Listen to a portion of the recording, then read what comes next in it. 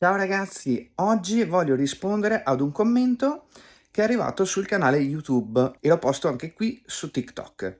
Il ragazzo è Matteo Claudio e mi chiede una domanda, mi chiede: posso chiederti una cosa? Se io voglio aspirare l'olio motore e cambiarlo ogni 10.000 km della mia Kia Sportage, quarta serie 2021, si accende la spia?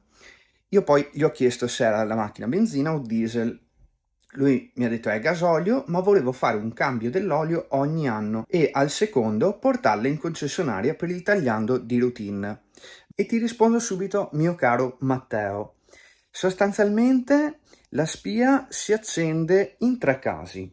Uno, nel caso in cui c'è un'alta diluizione dell'olio motore, questo avviene quando si fanno molte rigenerazioni. Cosa succede? Rigenerando una quantità di gasolio va anche a mescolarsi con l'olio, si alza anche il livello e questo poi, una volta passata una certa soglia di diluizione, farà scattare la spia motore o comunque un alert sul veicolo.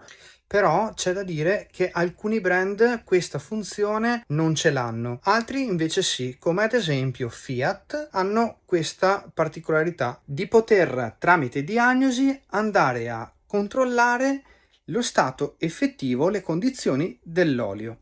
Secondo caso, invece, il chilometraggio. Lì va in base alla casa costruttrice cosa ha predisposto per quel veicolo, 15.000, 20.000, 30.000, quel che sia, insomma. Lo dovresti vedere sul display. Una volta che tu selezioni, vedi il chilometraggio anche rimanente al tagliando. Terza cosa, il tempo, che è correlata alla seconda. Se non si raggiungono i chilometri prescritti per il tagliando, vale la tempistica. Nel tuo caso sono 2 anni, se non vado errato, dovrebbero essere 2 anni. Tu vuoi anticipare un anno prima, non dovresti avere problemi, la spia non dovrebbe accendersi. Ti dico comunque che in alcuni casi, alcuni brand, loro non fanno 2 anni, bensì un anno solo. Dopo un anno scatta all'interno del quadro strumenti, viene fuori un alert che dice poi di andare ad eseguire il tagliando. Altra info che ti do, mi raccomando, verifica anche sul quadro strumenti che non abbiano spostato le tempistiche, abbiano spostato da 2 anni passati a un anno, o ad esempio 30.000 km passati a 15, perché è possibile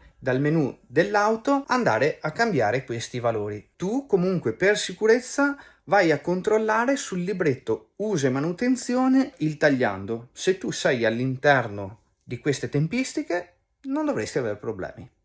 Un'altra cosa importante che voglio dirti è quello riguardante la garanzia. Se l'auto è in garanzia, bisogna fare molta attenzione a utilizzare intanto componenti approvati da casa madre, ma soprattutto potresti incorrere nel problema, se te lo fai a casa, che se il motore, la turbina, qualsiasi cosa può danneggiarsi, lì la casa madre non risponde. Quindi mi raccomando, bisogna fare su queste cose molta attenzione. Finché l'auto è in garanzia, mi raccomando, prestate molta attenzione su questa cosa qui. Ciao!